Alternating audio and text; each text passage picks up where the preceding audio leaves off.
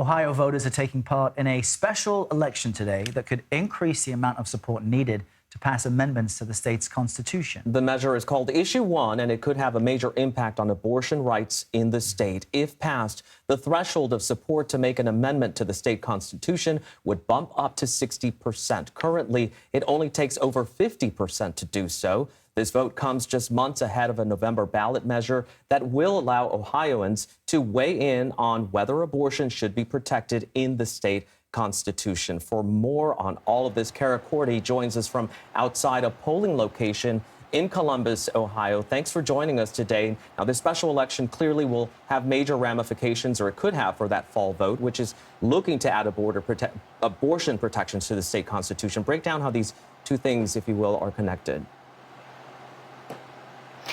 They're very connected, Manny. Even though abortion is not on the ballot here in Ohio, it is on everybody's minds. You talked about that threshold. A yes vote would make it harder, essentially, to amend the state constitution here. Right now, they just need a simple majority in Ohio.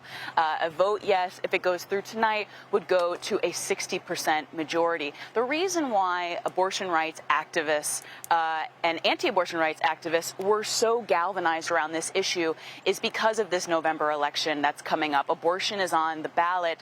In fact, there is an effort to codify in the state's constitution the right to abortion up until about 22 weeks.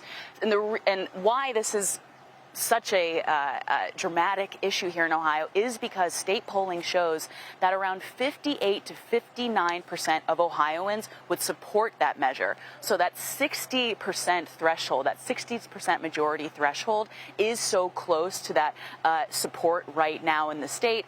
This is why abortion rights advocates have been canvassing the state for months now. And Cara, there's suspicion about Republican motivations for doing this. I think earlier it was reported that Republicans in the state had resisted special elections in the summer because there's lower voter turnout, because people aren't really plugged in, they're on vacation. But now it seems it may benefit them. Also, the past year, Democrats have outperformed polling as far as in special elections. So talk to us about, we're seeing a little bit of traffic behind you, but how are the numbers looking and the turnout? What is it expected to be for this month? Yeah, it's unconventional to hold a statewide election in August in the dead of summer, but historic turnout is the story here so far in Ohio. Over the past few days of early voting, more than about 700,000 people have come out and vote on Issue 1. It's the only issue on the ballot, and that is more. 700,000 people have voted early here in Ohio. That's more than all of the people that voted in a primary election here last summer. So that's extremely significant. Now, what's important and what supporters for this yes movement told me this morning is that they're really focused on day of voting. As you said, Errol, there are people streaming in here in Columbus. Traditionally, especially since the Donald Trump administration, Republicans have been weary of early voting. It's usually Democratic. It's usually a Democratic-heavy strategy.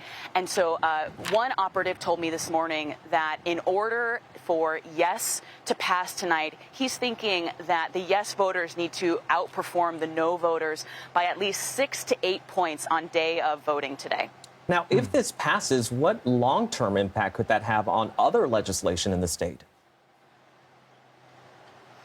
I think, Manny, so many people are looking at this because they do believe it's a bellwether for the rest of the country. We've seen similar maneuvers of trying to change majority rule in state constitutions in a post-Dobbs world fail in the past year.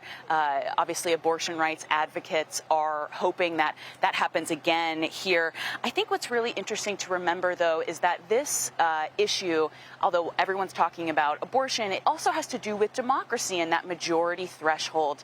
A statewide poll here done by USA Today found that about half of the voters that would be against this abortion amendment in November, so essentially these are anti-abortion rights advocates, half of them, while they do not support that abortion amendment codifying abortion in the Ohio State Constitution, they don't support that, but they also do not support this issue today. So there's a little bit of mixed messaging there. Obviously, anti-abortion rights advocates are hoping that this issue passes, but half of those supporters are not in favor of this issue today.